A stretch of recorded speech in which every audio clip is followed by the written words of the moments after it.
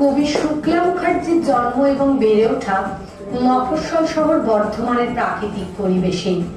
ছোট থেকেই প্রকৃতির সাথে তার একাত্মতা।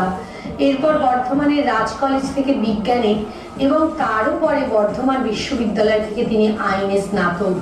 লেখালেখির সূত্রপাত স্কুলের বার্ষিক ম্যাগাজিনের মাধ্যমে।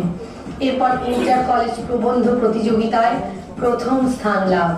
বর্তমানে সংসার সামলানোর সাথে সাথে সাহিত্য চর্চাও চলছে সমান তালে। প্রকাশিত কবিতা সংকলন যে আঙুল ছুঁয়েছিল তোমায় এবং গল্পগ্রন্থ বর্ণালী। আমার কবিতা দায়হীন। পূর্ব আকাশ লালচে হওয়ার আগেই শুরু হয়ে যায় আরেকটা অসুখ যাপনের উপাখ্যান। বেলা যত বাড়তে থাকে গতি পায় রিক্সার চাকা। একবার ঘুরতে শুরু হলে আর থামাথামি নেই। সেই চাকার প্রতিটি পাকে মিশে যায় এক হার না মানা মানুষের জেদি রক্তবিন্দু। তবুও সন্তানের মুখে দুবেলা দুমুঠো ভাত জোটে না। আদুল গায়ে তারা হারিয়ে যায় অন্ধকারে।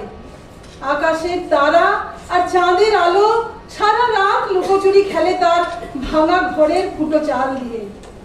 ধীরে ধীরে শরীর মন বিদ্রোহী হয়ে ওঠে।